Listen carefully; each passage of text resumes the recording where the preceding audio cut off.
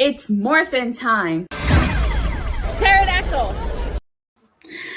Hi there, this is Datila with 3 Years of Wrestling, bringing you the Wrestling Time post show. And for tonight, I will be reviewing Monday Night Raw. Alright. So, I have to say, I am still very tired from Double or Nothing weekend. I got back home around noon, and I've been home for 8 hours, and I still am feeling the effects from Double or Nothing. It was a long weekend, but I'll talk more about that on Wednesday. So tonight's Raw kicked off with the Becky Lynch segment. It's a typical opening segment. Of course, she was going to come out. She was going to cut a promo. You know, tonight's show is a go-home show to Hell in a Cell. She was basically saying how she's collecting enemies and how she wants to make her way back to the top. And even though the odds are stacked against her, you know, she created a life like the god that she is. She was basically talking about how she handed her title belt to Asuka. And let me see. Michael 101591 says, come off a Double or Nothing last night in Team Raw tonight just feels like we fell off a cliff. Definitely does. And if you see it in my face, I am still tired. I haven't slept well. I'm looking forward to tonight's sleep. Honestly, I am. So, of course, Bianca, Belair, and Asuka interrupt her. And it's a typical promo. Honestly, there was really nothing special about it. The whole purpose of this segment was to build to Hell in a Cell. And this leads into Asuka versus Bianca Belair, which wasn't a bad match. It was a decent match. Of course, Becky Lynch was on commentary. Now she says, let me see, Becky Lynch looked like a disco ball with what she was wearing tonight. Yeah, she did. So she says 2 things on commentary. I don't know if you guys are paying attention. The first thing she says is that she's a wizard. She says she's a wizard, and we all know Chris Jericho calls himself a wizard. He called himself a wizard, I think, last night. I couldn't hear commentary last night. And she calls herself a magician. So I don't know if that wizard line was intentional on her part or maybe a mistake, which is why she backtracked and said she's a magician. But I caught that. And so, of course, Bianca Belair wins this because she needs momentum going into Hell in a Cell. And typical booking, post-match assault on Bianca and Asuka by Becky Lynch. So it really, because it was so predictable, this really did not get me excited for Hell in a Cell. Oh, I didn't know Chris Jericho was training Becky to become a wizard. When did this happen? I don't know. But yeah, I think I've said this before, and I'll keep saying it. The whole purpose of a go-home show is to get you excited for the pay-per-view. This does not get me hyped or excited for the pay-per-view. You know, I don't know, maybe it's because I'm still coming off the high from Double or Nothing to see that exciting pay-per-view, and maybe it's because I'm still tired. This didn't do it for me. Then we get a 6-man tag match. It's the Mysterios and Ezekiel versus Kevin Owens and Alpha Academy. Match was okay. One of the things that I liked was that double 619 was that KO accidentally super kicked Chad Gable, and then Chad Gable got a double 619. And so at the end of the match, KO becomes unhinged, starts on ripping off the commentary table. So maybe it's I don't want to jump the gun or say this is for sure, but maybe we're getting signs of a potential gimmick change for KO. Maybe his new gimmick might be unhinged. I don't know, because he seems like he's losing it a little bit because he doesn't want to believe. Well, he thinks he's frustrated at the fact that nobody believes that Ezekiel is Elias. So it didn't make sense to put Owens and Ezekiel in a match when they're going to face off on Sunday. You have to remember, we have a pay-per-view this weekend, Michael. It's the go-home show. So I don't know why the Mysterios were the whole point of 6-man tag. Well, just Mysterios aren't facing Alpha Academy. So then we get a really cool Cody Rhodes segment. But continue, before I continue, I have to say something funny. So at Double or Nothing, I'll talk more about this on Sunday, but I just want to make a quick note because it involves Cody Rhodes.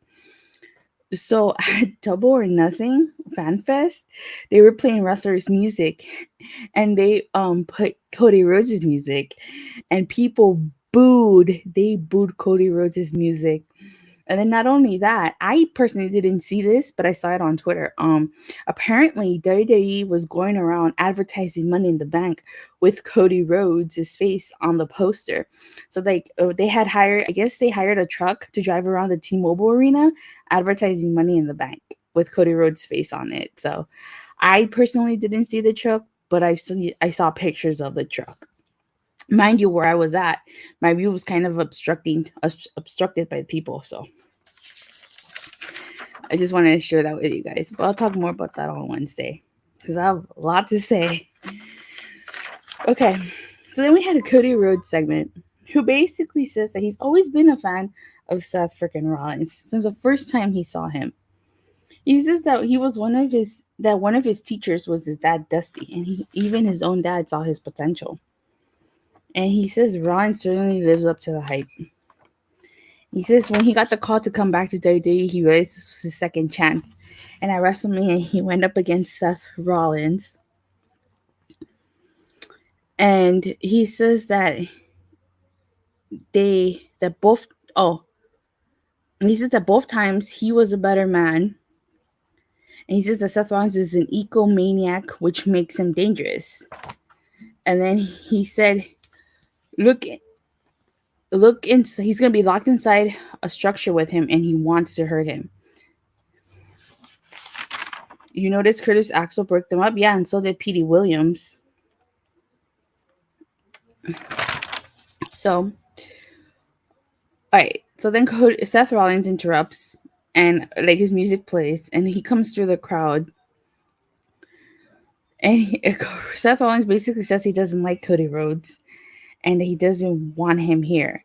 He says, but every week he had to deal with the pandering that got worse and worse, and the Cody chants that got louder and louder. He said Cody Rhodes left 6 years ago because he wasn't good enough. And he said that while Cody and his little friends kept trying to ruin what Seth Rollins was building. Oh, this was the best part of the promo. Let me see. Hold on, before I get to it. It was cool to see Curtis Axel. Yeah, Curtis Axel is now a producer, actually. He had a tryout a couple of weeks ago or last month. It was reported by Fightful Select. Alright. So this is my favorite part of the promo. Seth Rollins mentions that Cody Rhodes he didn't mention it directly, but he alluded to the fact that Cody Rhodes smashed Triple H's throne, and then he's coming back trying to take Seth Rollins' throne. I really, really like that because if you guys recall, Cody Rhodes did smash Triple H's throne in an episode of, I believe it was Dynamite, and actually when I went to All Out 2019, they actually had like the little throne thing there, so that was pretty cool that Seth Rollins finally mentioned that it was finally mentioned after all this time. Okay. And so basically, Cody's basically saying that what's stopping them from going at it tonight, besides a couple of ropes in the barricade. So basically, Cody wants to fight. Of course, Seth Rollins turns it down, typical, you know. And Cody Rhodes chases after Seth Rollins into the crowd, so they start brawling into the crowd. And then at one point, they go through the barricade, and they were pulled apart by security a couple times. Each time, they broke free. So this is actually a pretty cool segment. I actually enjoyed it, and this was like probably my favorite part of Raw. And and the only match that I'm hyped for Hell in the Cell. Aside from that, I really don't care about the rest of the card, unfortunately. But like I said, this was a really good promo. Favorite part of Raw. Okay, so then we had Alexa Bliss, the undefeated Alexa Bliss versus Doudrop. Pretty much, I don't know what the point of this is. Seriously, I don't. I mean, Alexa Bliss is undefeated so far, and like Doudrop was dominating Alexa Bliss, and then she got lucky and ended up winning the match. So Yeah, there's not much to this. Then we had the Miz TV with the Street Profits. Okay, so this segment got a little out of hand because, excuse me. Uh, so the one thing I did like was when Dawkins asked the Miz what he thought of Hell in the Cell, and then Miz was like, "Thank you," and he was about to say what he thought, and then they're like, "It doesn't matter what you think."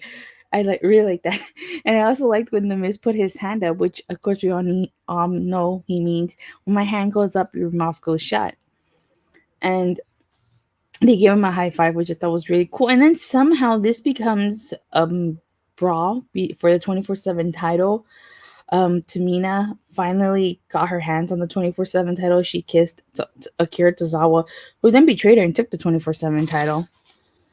Miz TV segment was a disaster. That was all. Yeah, it was all over the place. Honestly, like I don't know what the whole purpose of having the Street Profits on there was for. I really don't.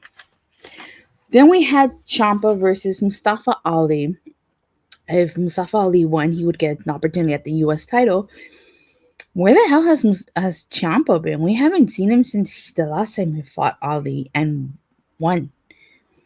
Has he been backstage in catering? So, of course, like Ciampa was dominating Ali. Like, man, like ever since the first week that Mustafa Ali came back, like he won like one time, and then like he's just been on a losing streak. I don't know why he bothered coming back. So Mustafa Ali wins this by DQ because Austin Theory decides to attack him. I don't know if that was a botch on his end or if they just had to roll with it, but yeah, he basically wins this by DQ. So now he is granted a title opportunity. Good thing you mentioned the back. Yeah. So he's granted the title. Austin Theory basically says that a DQ, a win is a win no matter what. He basically says that he's going to get his title opportunity tonight, right now. Why wait? And this, mind you, this is after he sends Mustafa Ali crashing into the steel steps. So then this leads to the U.S. title match. Basically, mind you, Mustafa Ali is practically beaten up. And Theory throws Mustafa Ali into turnbuckles and he hits him with a DD. Ali manages to hit a DDT to Theory, but still not enough. Of course, Theory wins this. Now, this is where things get a little, I don't want to say interesting, but Adam Pearce comes out and basically says that there's going to be a rematch at Hell in the Cell because Vince McMahon wanted a fair fight. So Mustafa Ali is going to get a rematch at Hell in the Cell for the U.S. title. And I don't know why they felt the need to include that Vince wanted a fair fight. Like, he's just doing this to punish Mustafa Ali. He's humiliating Mustafa Ali week after week after week, just as a punishment, not only for trying to leave WWE, but because he got into a fight with Vince McMahon. So this is his punishment. And to top it off, we all know Mustafa Ali is losing this. You want to know why? Because Money in the Bank, Hell in a Cell is in his hometown of Chicago, Illinois. We all know WWE loves to humiliate wrestlers in their hometown by making them lose and look bad. So we definitely know Mustafa Ali is losing this. Then, before I continue, that was basically, we get a Mustafa Ali promo. So actually, no. Before we found out that Money in the Bank got moved from Allegiant Stadium to the MGM Grand, and tickets go on sale tomorrow. So I'm not surprised this happens because, like, I went to SummerSlam last year. They couldn't sell out Allegiant Stadium for SummerSlam. I don't know why on earth they thought they could sell it out for Money in the Bank. But like I said, it was so hilarious. The fact that WWE hired a truck to drive around T-Mobile Arena advertising Money in the Bank with Cody's face on it. That was fun. That was funny. Very, very funny. I wish I would have seen that truck so I could have taken a picture of it. And then, like I said, we get a Mustafa Ali promo, and then, oh no, my bad, sorry, getting ahead of myself. Then we get a championship contenders match. You guys want to fill me in on when Matt Riddle and Shinsuke Nakamura became a tag team? Because it seems to come out of randomly. Money in the Bank should not even be held in the stadium. That's what I said. It's the Usos versus Shinsuke Nakamura and Matt Riddle. So basically, I guess Randy Orton was back, has having back problems, and so now it seems like Nakamura and Riddle are paired together because Rick Booz is out, Randy Orton is out. So now Nakamura and Riddle win by DQ. Fill me in with this logic. Okay, so Jimmy Uso grabs Matt Riddle's scooter, hits him with it. They get DQ'd. And so does this mean that they're getting a title opportunity in the future, I guess? So there's 2 matches that end in DQ and the people still get title matches. I thought the whole point of a DQ, if they're gonna cause a DQ, is so that they can prevent them from getting title matches. Where's the logic in all of this? You know what? I'm really, really tired. I don't want to crack my head trying to figure out WWE's logic in booking. We've seen the same match. We've seen the same match we have seen minus Randy Orton. Yeah, exactly. Okay, so next we're supposed to get Liv Morgan versus Rhea Ripley, but before we do, we get a backstage promo with Mustafa Ali, basically him saying that he's gonna become the new U.S. title. Then he gets attacked by Austin Theory, and then we get a Memorial Day package. Now, mind you, Liv Morgan and Rhea Ripley are already in the ring while this promo package is playing. So you had them stand in the ring through a Mustafa Ali promo and a Memorial Day package promo. Why do that? Like, why do that? I don't understand. Like, you gotta play the promo at the beginning of Raw. Why play it before? Why have 2 different segments before a match when you already have the rosters out there? That makes absolutely no sense whatsoever. But like I said, I'm really, really tired from Double or Nothing, and I'm not trying to crack my head trying to figure out WWE logic right now. Okay, so I was surprised that neither Priest and Edge, AJ Styles, and Finn Balor are out there with the ladies. But one thing they did like was that Rhea Ripley bounced Liv Morgan off the barricade. And then at one point, I guess Damian Priest, Brett, WWE's pacing is freaking terrible. Yes, it is.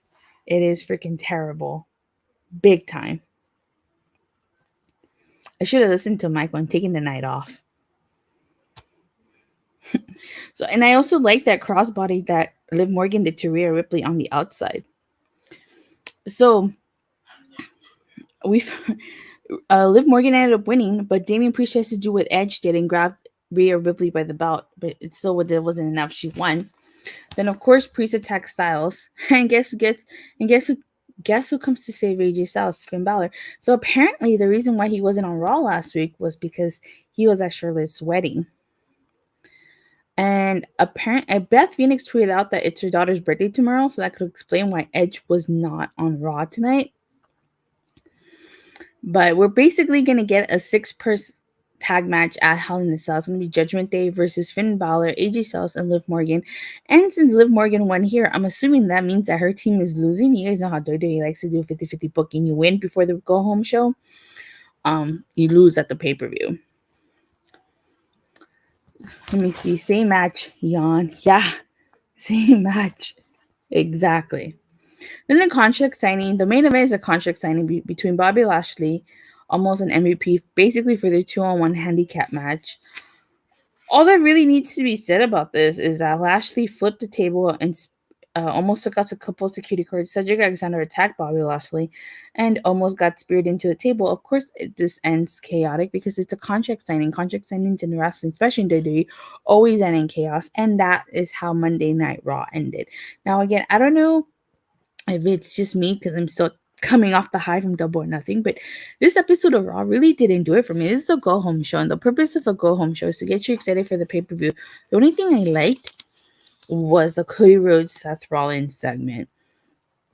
Everything else I didn't care for. It didn't matter. Raw was a 1 out of 10 horrible boring show, y'all, including show. I'd rather go back and watch Double or Nothing. Definitely. But yeah, and speaking of the go home show, I guess SmackDown is not considered a go home show because, in case you guys haven't noticed, there are no SmackDown matches at Hell in the Cell. So this seems like to be like a Raw exclusive pay-per-view. And Neither the WWE nor the Universal title is being defended. It seems like the tag team titles aren't being defended. The SmackDown Women's Championship isn't being defended. The U.S. title, the Intercontinental title isn't being defended. So yeah, this pretty much seems to be a Raw pay-per-view. And I am going to give this Monday Night Raw. Remember, it's supposed to be a go-home show. If this was been any other Raw, I would have been a little bit generous. But because it's supposed to be a go-home show and it's supposed to get you hype for the pay-per-view, I'm gonna give this a 2 out of 1, a 2 out of 1, a 2 out of 10, because this did not get me hype at all for Hell in a Cell besides Cody and Seth Rollins. And that finishes my review. Go sleep show. Yeah, definitely. But I will say this. As for Wednesday, like I am gonna be at AEW Dynamite, so I'm really excited about that. And on Wednesday, I definitely am gonna talk more about my experience at Double or Nothing. If you guys saw, I uploaded the clip of CM Punk winning the exact moment he won the AEW World Title. So I'm really, really excited about that. And I am going to talk more about Double or Nothing. And of course, my first ever Dynamite on Wednesday. I don't know if I'll go live or I'll just record and upload, but keep an eye out for that. I'm definitely excited to share everything with you guys. I cannot wait. Now, if you guys don't mind me, I'm going to go relax because summer punk kicking off again. Yeah, definitely. I'd say that for sure. But, if you guys don't mind, I'm going to go relax because I am tired. I haven't slept well. If you guys can see my face and the bags. Wait, there's no SmackDown matches at Hell in the Cell? Yeah, none whatsoever. None. Look at the card. You're going to see there's none. So I am going to go relax now. So you guys have a great night. And if I don't see you guys, I definitely will see you guys on Wednesday. So have a great night, and please don't forget to like, subscribe, make sure you hit that bell so you get notified whenever I go live or release a new video, and see you Wednesday.